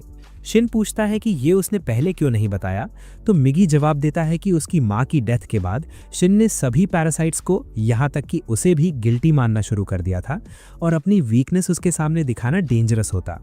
अब उसे लगता है कि इसे हाइड करना और भी रिस्की है। शिन कहता है कि मिगी ने उसकी जान बचाई है, इसलिए वो उसे एनिमी नहीं मानता, लेकिन मिगी थुसुंदेरे स्टाइल में कहता है कि उसने ये सिर्फ अपने लिए किया। अगली सुबह शिन काफ़ी बेटर महसूस करता है और अपने पिता का हाल जानने हॉस्पिटल जाता है। फिर मिगी के सोते समय गार्ड करता है। माकी नाम की लड़की पास आती है और पूछती है कि क्या उसकी कोई गर्लफ्रेंड है, लेकिन इससे पहले कि शिन जवाब दे पाता, मिगी अलर्ट कर देता है कि उसने बीच पर एक पैरासाइट देखा है। शिन तुरंत बीच की ओर दौड़ता है और माकी उसे बताती है कि रास्ते में एक वॉल है। हालांकि वो इतनी तेजी से भाग रहा होता है कि कुछ सुन नहीं पाता और फिर मिगी पूछता है कि क्या वो सचमुच अपनी माँ का फेस धारण किए उस औरत को मारने के लिए तैयार है। शिन एक पल रुकता है और कहता है कि वो श्योर है, क्योंकि वो उसे दूसरों को किल करने नहीं देगा। बातचीत के दौरान माकी उसके पास पहुंचती है और कहती है कि बीच तक पहुंचने के लिए उन्हें वॉल के चारों ओर जाना होगा, लेकिन शिन कहता है कि ये स्किल का मामला है और आसानी से वॉल पर क्लाइंब कर जाता है। नीचे उतरते ही उसे कोई दिखाई देता है और वो समझ जाता है कि ये एक पैरासाइट है। वो गुस्से में भर जाता है और उसे मारने के लिए चेस करने लगता है, लेकिन जैसे ही वो उसके पास पहुंचता है पता चलता है कि ये नोबुको नहीं है। इसके बजाय वो एक आदमी है और शिन हैरान हो जाता है। फिर भी वो कॉन्फिडेंट है कि ये भी एक एलियन है और उसे मारने के लिए तैयार हो जाता है। लेकिन आदमी पैनिक कर जाता है और रुकने को कहता है। अचानक मिगी इंटरवीन करता है और कहता है कि उस आदमी के पास अभी भी ह्यूमन ब्रेन है। शिन और ज़्यादा कंफ्यूज हो जाता है। तभी आदमी का जॉ एलियन में ट्रांसफॉर्म हो जाता है और बोलने लगता है। शिन फिर से शॉक्ड हो जाता है क्योंकि उसने ऐसा पहले कभी नहीं देखा। लेकिन आदमी और एलियन एक ही माउथ शेयर कर रहे हैं और ऐसा लगता है कि वे दोनों दोस्ताना तरीके से बात कर रहे हैं। शिन को समझ नहीं आता कि ये पॉसिबल कैसे है, लेकिन मिगी समझाता है कि दोनों का ब्रेन ह्यूमन है जबकि चेस्ट से जुड़ा जॉ एलियन का है। और दूसरा एलियन भी कंफर्म करता है कि वे किसी तरह एक जैसे हैं। बाद में वे कॉन्वर्सेशन के लिए बैठते हैं और आदमी अपनी ट्रैजिक स्टोरी शेयर करता है। वो बताता है कि उसकी वाइफ उसे छोड़ गई और उसे लगा कि वो यूजलेस टूल है जो कुछ भी डिसाइड नहीं कर सकता। इसलिए उसने अपना सबसे बड़ा डिसीजन लिया, समुद्र में जंप करना, लेकिन उसे करेज नहीं मिला। वो वहीं बैठा रहा जब तक कि एक पैरासाइट ने उस पर अटैक नहीं किया। स्ट्रगल के दौरान वे दोनों पानी में गिर गए। जॉ पैरासाइट स्टोरी कंटिन्यू करता है और कहता है कि वो ब्रेन तक पहुंचने की कोशिश कर रहा था, लेकिन उसने रियलाइज किया कि होस्ट डूब रहा है। इसलिए अगर ब्रेन तक पहुंचा तो होस्ट मर जाएगा। इसलिए उसने ब्रीथिंग ट्यूब बन के उसे बचाया और इस तरह वे दोनों इस सिचुएशन में आ गए। फिर आदमी एलियन से कहता है कि उन्हें कॉम्बो मोड में स्विच करना चाहिए और जॉ का शेप बदलता है जिससे दोनों क्लियरली बात कर सके। आदमी कहता है कि उसे फाइनली अपने जैसा दूसरा पर्सन देखकर रिलीफ हुआ और शिन से हाथ की स्टोरी शेयर करता है, लेकिन शिन कहता है कि उन्हें इस बात पर कहीं और डिस्कस करना चाहिए। आदमी अपना नाम यूदा बताता है और अपने पैरासाइट का नाम जॉ से इंस्पायर्ड वर्ड प्ले है। वे हॉस्पिटल जाते हैं जहां शिन की स्टोरी सुनकर यूदा क्राई करने लगता है, जो उसे क्राइंग क्रायर कहकर टीज करता है। वो मिगी से ज़्यादा स्मार्ट लगता है और कहता है कि उसने मूवीज़ देखकर बहुत कुछ सीखा है। इसके बाद यूदा शिन को एनिमी ट्रैक करने में हेल्प करने का प्रपोजल देता है और शिन खुशी खुशी एक्सेप्ट कर लेता है। उस रात मिगी अचानक शिन को वेकअप करता है और कहता है कि यूदा और जॉ की वजह से वो डे टाइम में एक इम्पॉर्टेंट बात बताना भूल गया था। वो शिन को याद दिलाता है कि कैसे वो यूसेन बोल्ट की तरह दौड़ा और 3 मीटर जंप लगाई और कहता है कि इसके पीछे एक रीज़न है। लेकिन उससे पहले वो अपने बॉडी की कैपेबिलिटीज़ एक्सप्लेन करता है। मिगी बताता है कि उसका बॉडी स्प्लिट हो सकता है और हर पार्ट सेल्फ थिंक कर सकता है, लेकिन अगर पार्ट्स बहुत छोटे हों तो जल्दी डाई हो जाते हैं। इसलिए वो हमेशा उन्हें बॉडी में वापस लौटने का आदेश पहले से ही दे देता है। वो इसे एक डेमोन्स्ट्रेशन के माध्यम से दिखाता है और शिन थोड़ा डर जाता है। फिर मैगी कहता है कि शिन के शरीर में सबसे छोटे हिस्से भी जीवित रह सकते हैं और अचानक शिन को इसका मतलब समझ में आ जाता है। मिगी कंफर्म करता है और कहता है कि उसने वही छोटे हिस्से इस्तेमाल करके शिन के दिल की रिपेयर की थी और अब वे उसके ब्लड स्ट्रीम का हिस्सा बन गए हैं। इसका मतलब अब शिन के शरीर का लगभग 30% हिस्सा एलियन सेल से बना है। शिन पूछता है कि क्या ये हिस्से उसके दिमाग तक भी पहुंच गए हैं, लेकिन मिगी कहता है कि वो निश्चित नहीं कह सकता। फिर मिगी पूछता है कि क्या शिन ने कोई अनयूजुअल फीलिंग महसूस की। शिन पहले तो साइलेंट रहता है, लेकिन फिर उसे याद आता है कि हॉस्पिटल में इमोशंस के बावजूद वो रो नहीं पाया था। उसे लगता है कि शायद अब वो धीरे धीरे कम ह्यूमन होता जा रहा है। अगले दिन माकी सीक्रेटली उसके पास आती है और शिन पूछता है कि क्या वो उसे नॉर्मल ह्यूमन जैसा लगता है। वो हाँ कहती है, लेकिन जब शिन सिर्फ मुस्कुराता है और कोई जवाब नहीं देता तो वो घबराती है और कहती है कि सीधे बोलो, ऐसा लगता है कि तुम अंदर ही अंदर रो रहे हो। तभी शिन को यूडा का फोन आता है जो कहता है कि उसने एनिमी को ट्रैक कर लिया है और उसे रोकने की कोशिश करेगा। शिन उसे जल्दी वापस आने को कहता है क्योंकि ये बहुत डेंजरस है और जैसे ही उसे पता चलेगा कि उसका पैरासाइट उसके दिमाग पर कंट्रोल नहीं कर सका, वो अटैक कर देगी। यूडा भागने की कोशिश करता है, लेकिन उसे फिट होने के लिए 2 महीने जिम में बिताने होंगे। नाबू को धीरे धीरे उसका पीछा कर रही है। इसी बीच शिन भी उसी दिशा में दौड़ता है, लेकिन मिगी अचानक रास्ते में सो जाता है। हालांकि वो जल्दी वेपन में ट्रांसफॉर्म होता है और शिन से कहता है कि बाकी का काम अब उसी पर डिपेंड है। इसी दौरान यूडा एक रॉक पर फंस जाता है और नाबू को वहां पहुंचती है। वो देखती है कि एक और होस्ट है जिसका ब्रेन अभी भी सेफ है, इसीलिए वो उसे मारने का फैसला करती है। वो अपनी शेप बदल लेती है जो को प्रभावित करता है, क्योंकि वो भी ऐसा ही करना चाहता था। लड़ाई शुरू होती है, लेकिन यूडा का फेस ऑकवर्डली चिपका होने के कारण जो केवल डिफेंसिव रह पाता है। उन्हें जल्दी पीछे धकेल दिया जाता है और फिर नाबू को उसके दिल पर स्ट्राइक करती है और उसे नीचे गिरा देती है। वो कहती है कि अब उसकी सर्टेन डेथ इनएविटेबल है, चाहे वो हाइब्रिड ही क्यों ना हो। यूडा और जो अनकॉन्शियस हो जाते हैं और नाबू को चली जाती है, लेकिन तभी वो एक वीक सिग्नल डिटेक्ट करती है जिससे उसे लगता है कि और भी एक पैरासाइट मौजूद है। शिन को जिंदा देखकर वो शॉक्ड होती है और कहती है कि उसे उसका सिर काट देना चाहिए था। शिन गुस्से में आता है और कहता है कि उसकी माँ की वॉइस में मुझे जान से मारने की थ्रेट मत दो। वो लड़ने का फैसला करता है, लेकिन जैसे ही नाबुको शेप बदलती है वो उसका फेस नहीं देख पाता। नाबुको अचानक अटैक करती है, लेकिन अब शिन उसकी मूव्स क्लियरली देख सकता है। वो डॉज करता है और उसके पीछे जंप कर जाता है। नाबुको को डिसबिलीव होता है कि शिन इतनी फास्ट मूव कर सकता है। शिन उसके अटैक्स ब्लॉक करता है और चट्टान के एज तक पहुंच जाता है, जहां वो घायल यूडा को देखता है। शिन सोचता है कि अकेला व्यक्ति जो मुझे समझ सकता था वो अब डेड है, और वो फ्यूरियस हो जाता है। वो आगे बढ़ता है और अपनी तेज मूव्स से नाबुको को हर्ट कर देता है। शिन उसके सिर पर एम करता है और टेंटिकल्स काट देता है, लेकिन जब वो उसे खत्म करने की कोशिश करता है, नाबुको खुद को प्रोटेक्ट करने के लिए अपने हार्ट का इस्तेमाल करती है। शिन को अपने बर्न्ड मार्क दिखता है और उसकी माँ की मेमोरीज उसके माइंड में फ्लैश हो जाती हैं। वो रुक जाता है। नाबुको इसी अपॉर्चुनिटी का फायदा उठाती है और अटैक करती है, जिससे शिन इंजर्ड हो जाता है। शिन स्ट्रगल करता है, क्योंकि जैसे ही नाबुको रिकवर करती है और खड़ी होती है, अचानक उसका सिर कटकर टुकड़े हो जाता है और शरीर समुद्र में गिर जाता है। ये यूडा और जो ने किया था और वे खुद सेफ रहते हुए ऊपर चढ़ जाते हैं। यूडा शिन को बताता है कि वो महिला उसकी रियल मदर नहीं थी, लेकिन फिर भी उसे पर्सनली मारना नहीं चाहिए था। दूसरी तरफ पैरासाइट सोचता है कि यूडा कैसे बच गया। जो कहता है कि उसने नोटिस किया कि अटैक केवल हार्ट पर हो रही थी, इसलिए उसने टाइमली रिस्पॉन्स दिया। शिन फिर उस समुद्र की ओर देखता है जहां उसकी माँ का बॉडी गिरा है और सोचता है कि फाइनली सब खत्म हो गया है, लेकिन अंदर कुछ टूट गया है। जल्द ही काजुओ को हॉस्पिटल से डिस्चार्ज मिलती है और वे वापस उसी क्लिफ पर जाते हैं जहां सब हुआ था। काजुओ शिन से कहता है कि उसकी माँ अभी भी उसे लव करती है। शिन पूछता है कि क्या नाबुको को उस हॉरिबल ड्रीम में दर्द हुआ था। काजुओ जवाब देता है कि सब इंस्टेंट हुआ और उसकी डेथ पेनलेस रही। वो रोता है, लेकिन शिन को खुशी है कि कम से कम उसकी माँ सफरिंग फ्री रही। अचानक अंदर का टेंशन डिसअपियर हो जाता है और वो वहीं सो जाता है। बाद में वो सिटी लौटता है और इस बार मुरानो और काना दोनों महसूस कर सकती है कि वो अब पूरी तरह ह्यूमन नहीं रहा। मुरानो दौड़कर उसके पास आती है और शॉक्ड होती है कि वो टॉल हो गया है और उसका अपीयरेंस भी बदल गया है, जैसे उसे सेकंड यूथ मिल गई हो। दूसरी तरफ तामिया को एक नया कंपेनियन मिलता है जो एक टीनेज लड़के के बॉडी में एंटर करता है और वो उसे शिन पर नजर रखने को कहती है, लेकिन किल करने के लिए नहीं। लड़का पूछता है कि वो उसकी इतनी केयर क्यों करती है और वो जवाब देती है कि वो डेंजरस है, लेकिन डेटा कलेक्ट करने और उनकी स्पीशीज समझने के लिए उसे अभी भी अलाइव रखना जरूरी है। इसी बीच काना ने शिन पर और भी ज्यादा फोकस करना शुरू कर दिया है, यहाँ तक कि उसकी फोटो अपने वॉलपेपर में भी यूज कर रही है। वो शिन के स्कूल में आते ही झगड़े की तरफ पड़ता है। अनजाने में ही शिन के पर्सनालिटी में भी सुन जिन वू जैसा बदलाव आ चुका है। अब वो पहले जैसा स्ट्रिक्ट नहीं रहा और मित्सुओ से जल्दी बात करने को कहता है, क्योंकि उसके पास पूरा दिन नहीं है। गुंडा पूछता है कि क्या उसने काना के साथ कोई रिलेशन बनाया है, और शिन जवाब देता है कि यात्रा के बाद से उसने उसे देखा तक नहीं है। मित्सुओ को उसकी बात पर विश्वास नहीं होता और वो तुरंत अटैक कर देता है, लेकिन शिन एफर्टलेसली बच निकलता है और उसे गिरा देता है।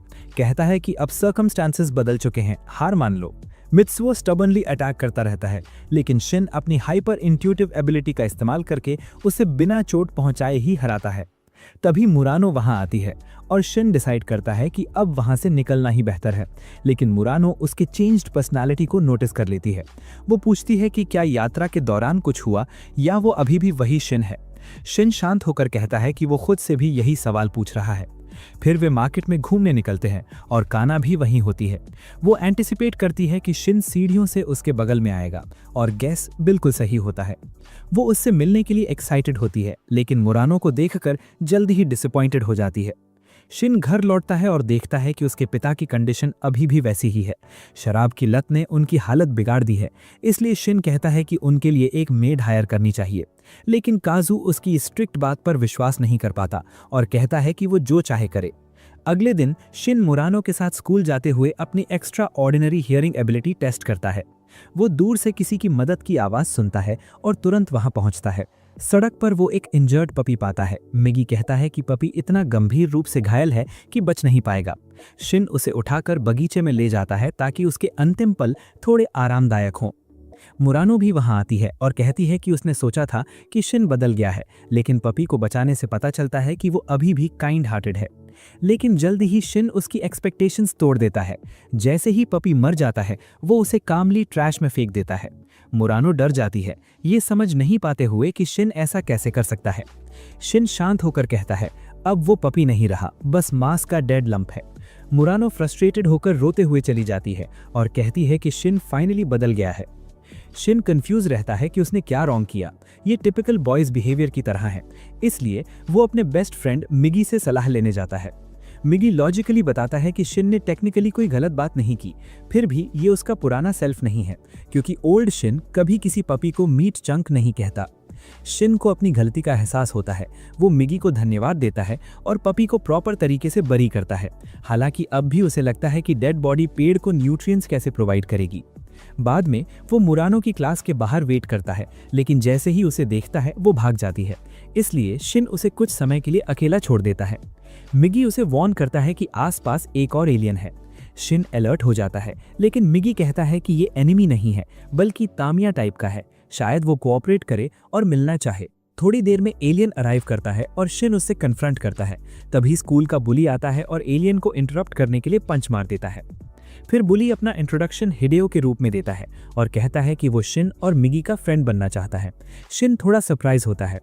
हिडेओ आगे कहता है कि आज उनकी जिम क्लास साथ है और वो शिन की एबिलिटीज चेक करना चाहता है। क्लास में वे दौड़ लगाते हैं। शिन अपनी स्पीड कंट्रोल करता है ताकि नॉर्मल लगे, लेकिन हिडेओ अपनी टैलेंट हाइड नहीं करता और लगभग नेशनल रिकॉर्ड तोड़ देता है। क्लास के बाद हिडेओ प्राइवेटली शिन से कहता है कि खेल बहुत कूल थे, लेकिन शिन को इससे कोई इंटरेस्ट नहीं है और वो पूछता है कि क्या तामिया ने उसे मारने के लिए भेजा था।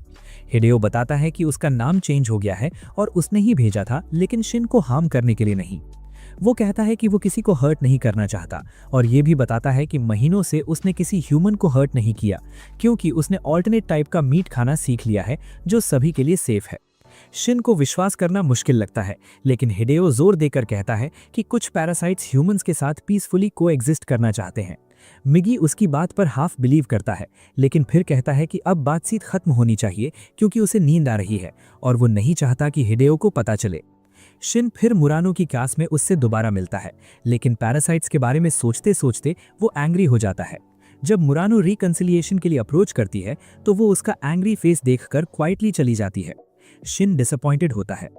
वहीं काना स्कूल के बाद शिन का इंतजार करती है, मानते हुए कि वो उसका क्लोज कंपेनियन है और उसके पास एक्स्ट्रा ऑर्डिनरी पावर है जिससे वो उसे डिटेक्ट कर सकती है।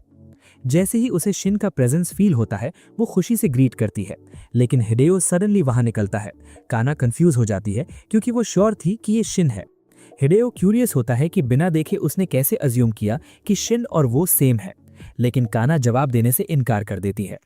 हिडेओ सच्चाई जानने के लिए उसे फोर्स करने लगता है और काना हेल्प के लिए स्क्रीम करती है। लकीली शिन वहां से गुजर रहा होता है और उसकी स्क्रीम सुनकर तुरंत पहुंचता है। काना उसके पास दौड़ती है और शिन हिडेओ से पूछता है कि वो क्या कर रहा है। वो जवाब देता है कि बस उस लड़की से बात करना चाहता था क्योंकि वो समझदार है, लेकिन शिन उसे जल्दी याद दिलाता है कि अगर उसके आसपास के लोगों को कुछ हुआ तो सबसे पहले हिडेओ को ही टारगेट करेगा। हिडेओ एक बार फिर कहता है कि उसका लड़ने का कोई इंटेंशन नहीं है और बस चला जाता है, ये नोटिस करते हुए कि शिन के राइट हैंड से एक सटल सिग्नल आ रहा है। इसके बाद काना शिन को थैंक्स देती है और तभी मुरानो वहां से गुजरती है। काना डर के मारे जोर से शिन से कहती है कि उसे स्टेशन तक ड्रॉप करे। शिन मान जाता है, लेकिन जब वो पीछे मुड़ता है तो मुरानो को भागते हुए देखता है और अपनी गलती का रियलाइजेशन बहुत देर से होता है। अब उसके पास कोई चॉइस नहीं बचता, बस काना को स्टेशन तक छोड़ना। स्टेशन तक जाते समय काना कहती है कि वो उसे फील कर सकती है, लेकिन मानती है कि आज उसका रडार सही काम नहीं कर रहा था। शिन उसे बताता है कि ये अच्छा संकेत नहीं है क्योंकि वो एक डेंजरस वेवलेंथ फील कर रही थी और उसे उससे दूर रहने की एडवाइस देता है। इसके बाद शिन घर लौटता है और देखता है कि काजू अभी भी नशे में धुत है। काजू पूछता है कि वो इतना ताकतवर कैसे हो गया और कहता है कि शिन लोहे के जैसा लग रहा है, जिससे उसे खुद भी कल्पना से ज्यादा इमोशनल चोट पहुंचती है। अगले दिन काना शिन के एडवाइस इग्नोर करते हुए पीछे मुड़ती है, सोचकर कि वो आसपास है, लेकिन वहां उसे हिडेओ मिल जाता है और वो भागने की कोशिश करती है। तभी मित्सुओ भी पहुंच जाता है और अपनी गर्लफ्रेंड का पीछा करने के लिए हिडेओ से लड़ने लगता है। काना बार बार वार्न करती रहती है कि लड़ाई ना करे, लेकिन वो हिडेओ के साथ सुनसान जगह पर चला जाता है और वहां उसकी प्रॉपर बीटिंग होती है। हिडेओ उसे चेतावनी देता है कि नेक्स्ट टाइम पीछे ना आए, वरना अगली बार वो उसे निश्चित रूप से मार डालेगा। हालांकि उसे पता नहीं होता कि शिन की फ्रेंड ताकई भी सीक्रेटली उसका पीछा कर रही थी, क्योंकि उसे शिन पर नया क्रश हो गया है। दूसरी ओर शिन स्कूल जाता है और नोटिस बोर्ड घूरता है जहां पहली बार मुरानो से मिला था, लेकिन वो उसे एक बार फिर इग्नोर कर देती है। हिडेओ भी पास में है और उसे मिगी से सटल सिग्नल मिलता है, जिससे उसे शक होता है। वो मिगी की रिएक्शन जानने के लिए अटैक करना चाहता है, लेकिन कुछ नहीं होता और वो सोचता है कि मिगी में कुछ फिशी है या बस वो नाइव है। उस दिन जब शिन घर लौटता है तो वो अपने पिता को एक गवर्नमेंट ऑफिसर से मिलते हुए पाता है। वो ऑफिसर उसकी मॉन्स्टर वाली कहानी पर विश्वास करता है, लेकिन कहता है कि इसे पब्लिक नहीं किया जा सकता क्योंकि इससे पैनिक फैल जाएगा। वो कहता है कि ये प्रॉब्लम ग्लोबल है और काजू को एडवाइस देता है कि वो पैरासाइट्स को ह्यूमंस के बीच हिडन वाइल्ड मॉन्स्टर्स के रूप में समझे। वे काजू के डिस्क्रिप्शन पर एक स्केच भी बनवाते हैं और आर्टिस्ट उस क्रीचर का एक्यूरेट फेस ड्रॉ करता है। इसी बीच तामिया अपना रूप बदल लेती है और एक इंटेलिजेंट पैरासाइट से मिलती है। वो कहती है कि अगर वे बिना सोचे समझे ह्यूमंस को खाए रहेंगे तो उनके खिलाफ रिटेलिएशन होगी। वो आदमी एग्री करता है और कहता है कि उसने ही इस लेवल की सोच रखी है। जब वो उनसे पर्पस के बारे में पूछती है तो वो कहता है कि ह्यूमंस पृथ्वी के लिए पॉइजन है और वे यहाँ पॉपुलेशन कंट्रोल के लिए आए हैं। घर लौटकर शिन के पिता फाइनली डिसाइड करते हैं कि उसे ट्रुथ बता दें और सब कुछ डिस्क्लोज कर देते हैं। शिन साइलेंसली सुनता है और सिर हिलाता है, लेकिन अपने बारे में कुछ नहीं बताता। दूसरी ओर स्केच बनाने वाला आर्टिस्ट ताकई का भाई निकलता है।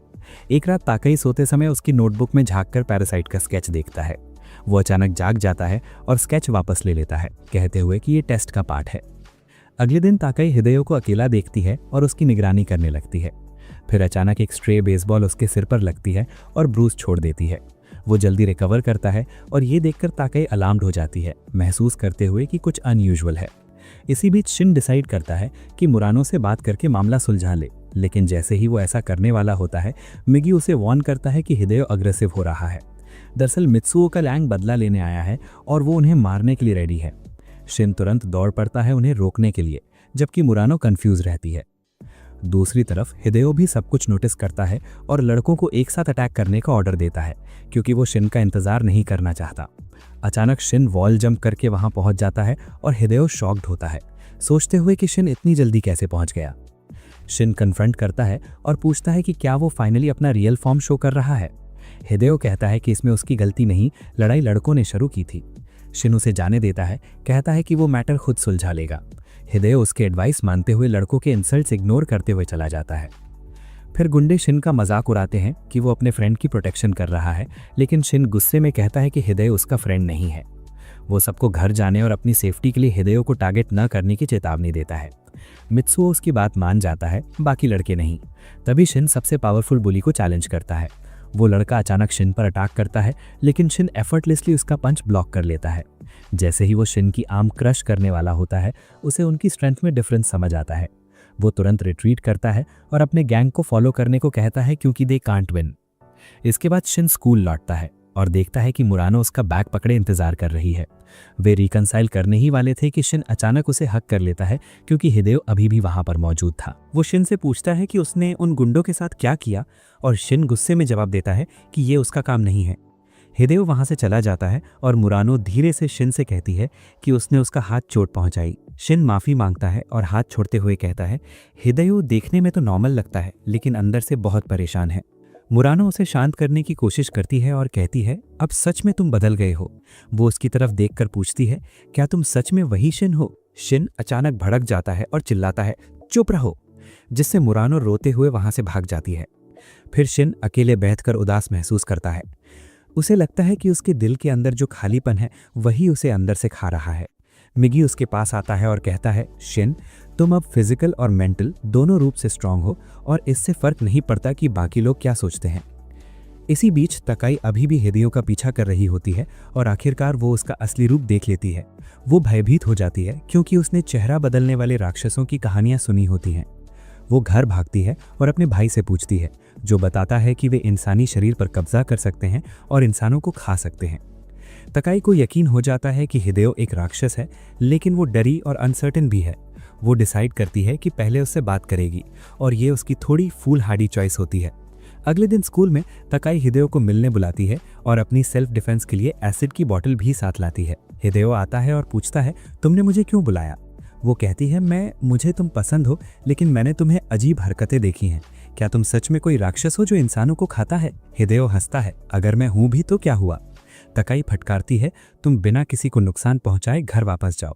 हिदेयो का राज खुलते ही वो क्रोधित हो जाता है और अपना असली रूप दिखाते हुए हमला कर देता है। इसी समय मिगी तुरंत शिन को चेतावनी देता है। शिन फ्यूरियस होता है क्योंकि तकाई ने इतनी केयरलेसनेस दिखाई है और वो कक्षा से बाहर दौड़ता है। तकाई घबरा चुकी है क्योंकि हिदेयो ने अपना असली रूप दिखा दिया है। वो उसे रोकता है और कहता है, अगर तुम कोऑपरेट करोगी तो पेनलेस डेथ की गारंटी है। वो उस पर अटैक करता है, लेकिन तकाई समहाउ लड़खड़ाकर बच जाती है।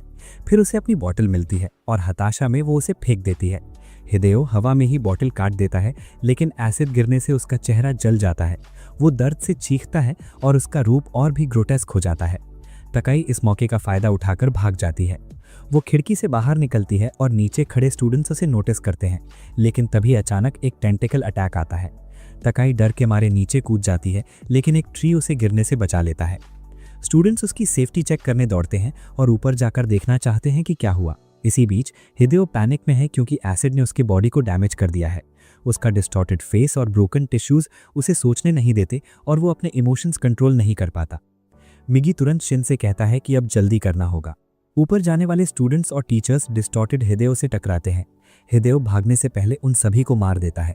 मिगी तुरंत शिन को जानकारी देता है। बाकी टीचर्स शॉक में पुलिस को कॉल करते हैं। मिगी महसूस करता है कि हिदेयो अब मुरानो की क्लास की ओर बढ़ रहा है। शिन और मिगी तुरंत वापस दौड़ते हैं, लेकिन एंट्रेंस पर घबराई हुई क्राउड मिलती है। मिगी कहता है कि उन्हें भीड़ का इस्तेमाल सेफ इवैक्यूएशन के लिए करना चाहिए, लेकिन टीचर्स पैनिक में हैं और कहते हैं कि एक क्लास गायब है। शिन इंस्टेंटली समझता है कि ये मुरानो की क्लास है और वहां उसे ढूंढने के लिए दौड़ता है। ऊपर जाते हुए वो देखता है कि स्टूडेंट्स डर के मारे नीचे भाग रहे हैं, लेकिन मुरानो उनमें नहीं है। वो पैनिक में आता है और नीचे जमीन पर पहुंचकर लाशों का ढेर देखता है। उसका दिमाग एक पल के लिए ब्लैंक हो जाता है और वो डर से चीख उठता है। मिगी उसे काम करने और अपनी ब्रीजिंग कंट्रोल करने को कहता है। शिन सोचता है कि अब वो कितना बदल चुका है। वो तुरंत फोकस करता है और हिदेयो को खुद मारकर मुरानो को बचाने की कसम खाता है। वो आगे बढ़ता है और मुरानो जैसी दिखने वाली एक सिलुएट देखता है, लेकिन फॉर्चुनेटली ये कोई और ही होती है।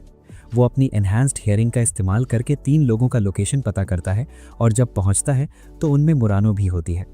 जैसे ही वो उसे देखती है, वो उसे टाइट हक करती है। शिन कहता है, हमें जल्दी निकलना होगा।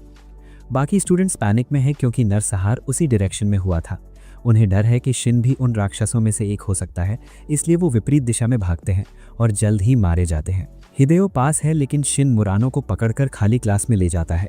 फिर खिड़की से कूदता है, स्कूल की फेंस पार करता है और उन्हें सेफ स्पॉट पर पहुंचाता है। मुरानो अभी भी डरी हुई और ट्रेम्बलिंग है, तो शिन धीरे से उसे रीएश्योर करता है। वो इमरजेंसी सर्विसेज को इन्फॉर्म करने के बाद वापस स्कूल की ओर चलता है। अब तक पुलिस ने पूरे एरिया को कॉर्डन कर दिया है, तो इसके अंदर जाना आसान नहीं है। लेकिन मिगी पूछता है, क्या वो अभी भी फाइट करना चाहता है?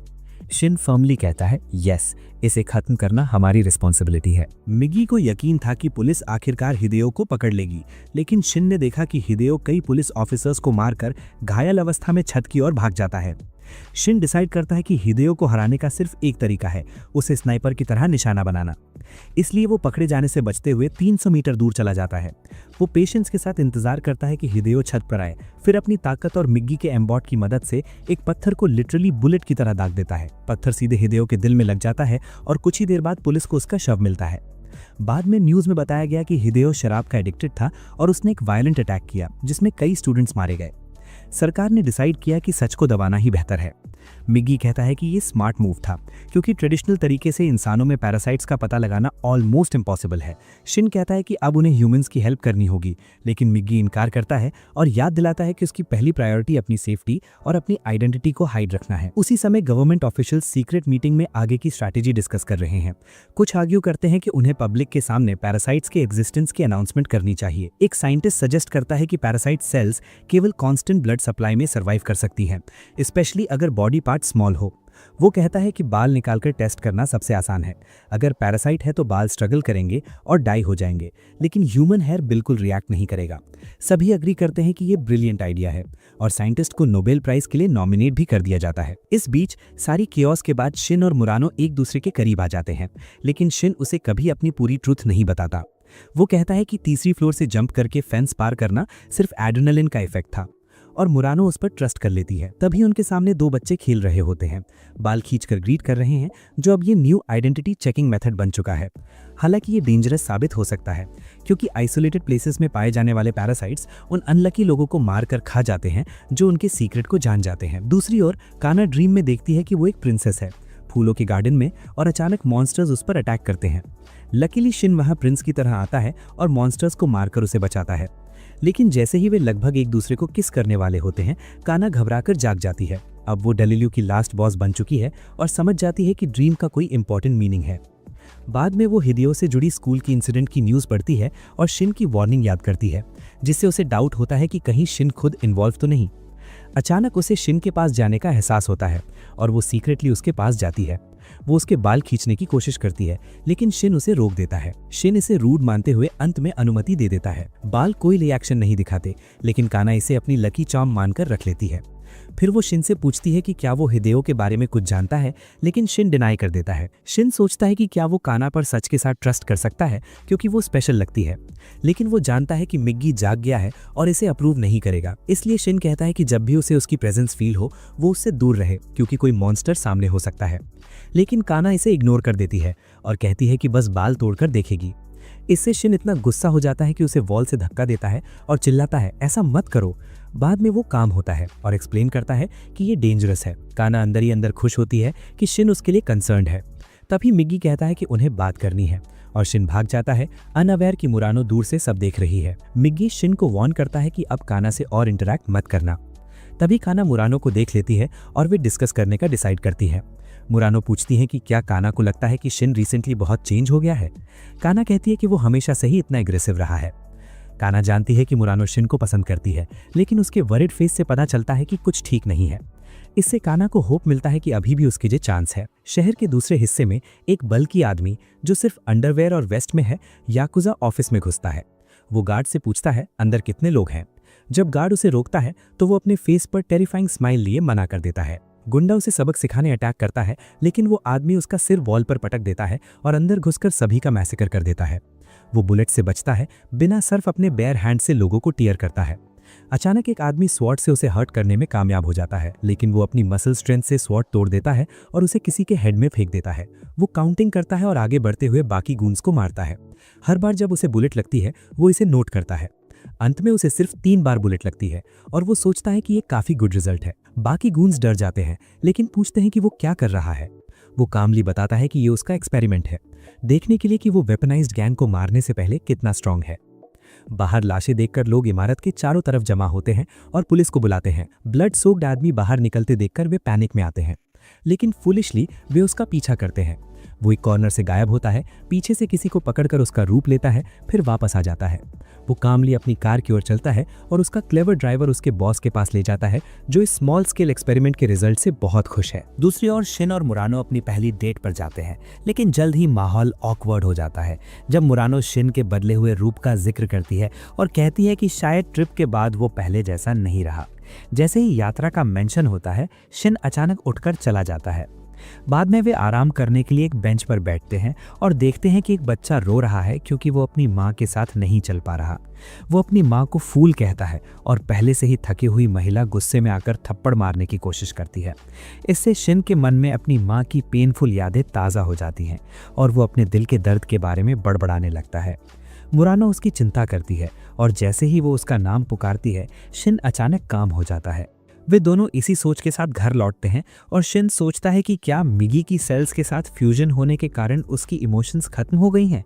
हालांकि वो पूरी तरह कॉन्फिडेंट है कि वो अब भी मुरानो को पसंद करता है और ये फीलिंग्स पूरी तरह उसकी अपनी है। घर लौटते समय काना अचानक शिन को फील करती है और दौड़कर उसके पास जाती है, जहां वो उसे मुरानो को चूमते हुए देखती है। ये देखकर उसका दिल टूट जाता है और वो साइलेंटली चली जाती है। दूसरी ओर मुरानो शिन को गुड बाय कहती है, लेकिन मन ही मन रोने लगती है क्योंकि उसे अभी भी यकीन नहीं है कि जो उसके साथ है वही असली शिन है या नहीं। उस रात काना रेस्टलेस हो जाती है और शिन को कॉल करती है, कहती है कि वो उससे बात करना चाहती है। अगले दिन शिन उससे मिलने जाता है, लेकिन स्टेशन पर मिगी को अचानक अपने जैसे 5 पैरासाइट्स दिखते हैं। शिन घबरा जाता है क्योंकि उनकी संख्या बहुत ज़्यादा है। मिगी कहता है कि उन्होंने भी उसे देख लिया है, लेकिन अभी वे अग्रेसिव नहीं हैं। जैसे ही वे करीब आते हैं, मिगी को टोटल 8 पैरासाइट्स दिखाई देते हैं, 6 स्टेज पर और 2 नीचे खड़े। शिन झांक कर देखता है और पाता है कि एक मेयरल कैंडिडेट अपने सपोर्टर्स के साथ एनवायरमेंटल पॉलिसीज का प्रचार कर रहा है। वो सोचने लगता है इनमें से कौन पैरासाइट हो सकता है। तभी अचानक उसकी नज़र उस मैसेकर करने वाले व्यक्ति से मिलती है और दोनों एक दूसरे को पैरासाइट समझ लेते हैं। शिन घबरा जाता है, लेकिन मिगी कॉन्फिडेंट है कि वो अटैक नहीं करेगा क्योंकि उसमें इंटरेस्ट नहीं है।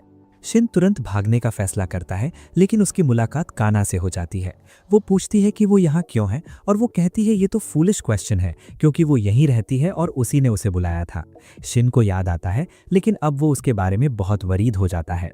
बाद में शिन और मिगी घर लौटते हैं और पॉलिटिशियन हीराकावा के बारे में डिस्कस करते हैं। वे सोचता है कि क्या वो पैरासाइट है और ऐसे व्यक्ति को मेयर बनने का इंटरेस्ट क्यों होगा। मिगी कहता है कि शायद वो सचमुच इस पद में इंटरेस्ट रखता है और एक ग्रेट मेयर भी बन सकता है, लेकिन साथ ही सजेस्ट करता है कि हीराकावा पैरासाइट्स के लिए सेफ जोन क्रिएट करने की कोशिश कर रहा होगा। अचानक शिन को सब कुछ क्लियर हो जाता है। शिन काना के बारे में सोचता है और याद आता है कि काना ने पहले बताया था कि उसे उसके पीछे खड़े 3-4 लोगों से भी वैसी ही एनर्जी फील हो रही है। वो और भी वरीड हो जाता है। अगले दिन शिन हीराकावा के हाइडआउट की जासूसी करता है ताकि देख सके कितने पैरासाइट्स छिपे हैं। वहां उसकी मुलाकात काना से हो जाती है। वो उससे बात करता है और पूछता है कि क्या उसे भी अननोन लोगों के साथ वही वियर्ड फीलिंग होती है जैसी उसे होती है। काना कहती है कि कभी कभी ऐसा होता है, और जब शिन उसे इससे दूर रहने के लिए कहता है तो वो मना कर देती है और रीजन जानने की जिद करती है, पूछते हुए कि क्या ये पैरासाइट से रिलेटेड है। तभी मित्सुओ आता है और कहता है कि वो काना से बात करना चाहता है। शिन एक साइड हटता है और काना से कहता है कि बाद में सीरियस कॉन्वर्सेशन करेंगे और वो उसे मैसेज करेगा। काना फिर बताती है कि वो हमेशा उसे अपने आसपास फील कर सकती है, और ये सुन मित्सुओ जेलस हो जाता है। वो सोचने लगता है कि क्या काना अब सिर्फ स्ट्रीट्स पर रोम करने के लिए बनी है। बाद में मिगी शिन से पूछता है कि क्या वो काना को सच बताने के बारे में सीरियस है, और शिन हाँ में नॉड करता है।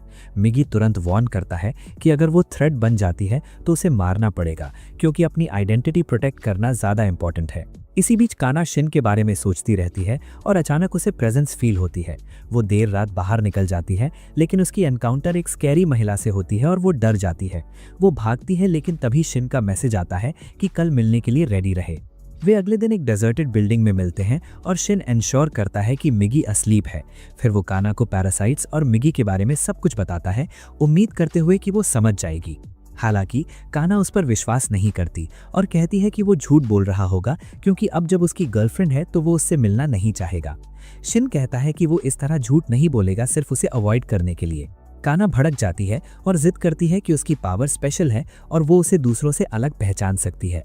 हालांकि वो झूठ बोल रही होती है, लेकिन शिन उस पर ट्रस्ट कर लेता है। काना जाने का डिसाइड करती है, लेकिन कहती है कि वो होप करती है कि एक दिन देख पाएगी कि उसकी पावर क्या कर सकती है। अगले दिन शिन मुरानो के साथ घर जा रहा होता है और काना सीक्रेटली उनका पीछा करती है। ये सोचकर कि शिन उसे क्यों नहीं देख रहा जबकि वे दोनों स्पिरिचुअल पार्टनर्स हैं, काना अनकॉन्शियसली पैरासाइट जैसी सिग्नल छोड़ देती है, जिसे मिगी तुरंत डिटेक्ट करता है। तभी मित्सुओ फिर से अपीयर होता है और काना को उसकी ट्रांस से बाहर निकालता है। कहता है कि शिन के बारे में सोचना छोड़ दे, क्योंकि वो पहले से किसी और के साथ है और वो उसके योग्य भी नहीं है। काना गुस्से में आ जाती है और शिन से पूछती है कि क्या वो उसके लिए सही है। वो उसे अगली और फूलिश लूजर कह देती है, जिससे मित्सुओ को बहुत ठेस पहुंचती है। काना को तुरंत एहसास होता है कि उसने हद पार कर दी है और माफ़ी मांगने की कोशिश करती है, लेकिन बहुत देर हो चुकी होती है और वो पीछे मुड़े बिना चला जाता है। अगले दिन मिगी शिन को बताता है कि काना अब दूसरे पैरासाइट्स की तरह सिग्नल एमिट कर सकती है, और शिन घबरा जाता है क्योंकि इससे वो डेंजर में पड़ सकती है। मिगी कहता है कि सिग्नल केवल लिमिटेड डिस्टेंस तक काम करता है और इसके लिए इंटेंस फोकस की ज़रूरत होती है, इसलिए वो सुरक्षित रहेगी। लेकिन फिर शिन बताता है कि उसने मिगी के सोते समय काना को सब कुछ बता दिया था। वो वादा करता है कि काना उन्हें धोखा नहीं देगी और फिर मिगी से अपना ट्रू फॉर्म दिखाने के लिए कहता है। मिगी मान जाता है, जिससे शिन थोड़ा शॉक्ड होता है क्योंकि ये उसके स्वभाव के बिल्कुल ऑपोजिट है। अगले दिन शिन काना से मिलने का डिसाइड करता है, लेकिन जैसे ही वो स्टेशन पहुंचता है, मिगी को अचानक 2 पैरासाइट्स आसपास दिखाई देते हैं। शिन तुरंत मीटिंग पॉइंट बदल देता है और फ़ोन पर बात करने का एक्सक्यूज़ बनाता है ताकि सस्पिशियस ना लगे। परजीवियों के चले जाने के बाद वो काना को कॉल करता है, लेकिन काना अपना फ़ोन घर पर ही भुलाई होती है। अपनी पावर साबित करने और शिन को अट्रैक्ट करने के लिए डिटरमिन्ड काना सिग्नल का पीछा करते हुए खुद ही उसे ढूंढने का डिसाइड करती है। उसी समय मिगी को एक डिजर्टेड बिल्डिंग से पैरासाइट का सिग्नल मिलता है और शिन को रियलाइज़ होता है कि काना शायद वहीं जा रही है, इसलिए वो तुरंत वहाँ पहुँच जाता है। संयोग से काना पहले ही उस जगह पहुंच चुकी होती है और किसी के प्रेजेंस को फील करती है, जिसे वो शिन समझती है। लेकिन अचानक एक पैरासाइट निकलता है जो किसी इंसान का ब्लड चूस रहा होता है। काना घबरा जाती है और भागने की कोशिश करती है, लेकिन पैरासाइट उसे देख लेता है और अटैक कर उसकी आर्म को घायल कर देता है। अब काना अब भी बिलीव करती है कि शिन उसके सपनों की तरह उसे बचाने आएगा, और शिन आता भी है, लेकिन बहुत देर हो चुकी होती है। जैसे ही वो उसे देखती है, उसे दिल में नाइफ सा लगता है और वो ज़मीन पर गिरती है। शिन इतना रेज में भर जाता है कि वो चुप हो जाता है। वो मिगी को इंस्ट्रक्ट करता है कि रेस्क्यू हैंडल करे और फिर पैरासाइट पर जंप करता है, उसे वॉल तोड़कर फेंकता है और उसका हार्ट निकालकर उसे मार डालता है। फिर वो दौड़कर काना के पास पहुंचता है और उसे अपने आर्म्स में उठाता है, लेकिन तब तक काना का बहुत खून बह चुका होता है और वो सर्वाइव नहीं कर पाती। काना मुस्कुराती है और कहती है कि उसे पता था कि वो आएगा और ये सब सररियल लगता है, जैसे उसका सपना हो। वो चेहरे पर स्माइल लिए मर जाती है, जबकि शिन के बाल जो उसने अपनी उंगली पर लपेट रखे थे धीरे धीरे टूट जाते हैं। शिन काना की डेथ से डिवास्टेटेड है, लेकिन फिर भी रो नहीं पाता। कुछ दिनों बाद वो काना के फ्यूनरल में शामिल होता है और पूरे समय काम रहता है। पुलिस भी वहां मौजूद होती है और शिन को हाथ हिलाकर ग्रीट करती है, क्योंकि उन्होंने पहले ही उससे पूछताछ कर ली थी। काना का बॉडी उसी ने पाया था। वो ज़्यादा कुछ नहीं बोलता और पुलिस समझ जाती है कि वो उन्हें क्यों डिसलाइक करता है। हालांकि उन्हें डाउट होता है कि काना की डेथ के लिए रिस्पॉन्सिबल पैरासाइट को किसने मारा होगा। इसी बीच शिन घर लौटता है और खुद को काना की डेथ के लिए ब्लेम करता है, लेकिन मिगी समझाता है कि उसकी डेथ अनअवॉइडेबल थी। तभी मित्सो वहां आता है, जो बहुत सैड और शैटर्ड लग रहा होता है। वो शिन से पूछता है कि उसने काना की प्रोटेक्शन क्यों नहीं की और डेथ के बाद भी वो इतना काम क्यों है। जवाब का इंतजार किए बिना मित्सो उसे एक पंच मारता है और शिन गिर जाता है। मित्सो उसे उठाकर बीट करता रहता है और चिल्लाता है कि काना की डेथ के लिए शिन ही रिस्पॉन्सिबल है। वो पूछता है कि शिन क्यों नहीं रो रहा और चिल्लाते हुए पूछता है कि क्या वो अब भी इंसान है। तभी शिन को रेज आता है और मित्सो को जोरदार पंच मारता है। वो चिल्लाता है कि उसे नहीं पता कि वो इंसान है या नहीं, और फिर पूछता है कि इंसान इतने वीक क्यों होते हैं। इससे पहले कि सिचुएशन और एस्केलेट हो, शिन खुद को मित्सुओ को दोबारा मारने से रोक लेता है और वहां से चला जाता है। चलते चलते वो सोचता रहता है कि वो रो क्यों नहीं पा रहा है और शायद मिगी ने सीक्रेटली उसके दिमाग पर कंट्रोल कर लिया है। वो एक पार्क में जाता है और पेड़ पर अपना सिर पटकने लगता है, लेकिन मिगी उसे रोक देता है। शिन देखता है कि उसका ब्लड अब भी लाल है, लेकिन अब उसे यकीन नहीं होता कि क्या ये प्रूफ है कि वो अब भी इंसान है। तो दोस्तों, इसी के साथ ये पार्ट यहीं खत्म होता है, लेकिन अगले एपिसोड में हम देखेंगे कि शिन आखिर आगे क्या करने वाला है। सच कहूँ तो शिन की मॉम की डेथ और उसके बाद काना की डेथ ने दिल को छू लिया। बहुत ही इमोशनल मोमेंट्स थे। अगर आप भी ये फील कर पाए हो तो अपने थॉट्स कमेंट्स में ज़रूर शेयर करो। लेकिन काना थी तो स्टूपिड गर्ल ही, कितनी बार मना किया था, सुना ही नहीं, और लव स्टोरी सपने में जी रही थी। तुम लोगों को डिप्रेस होने की ज़रूरत नहीं है। और हाँ, नेक्स्ट पार्ट मिस ना हो इसलिए चैनल को सब्सक्राइब करना ना भूलो।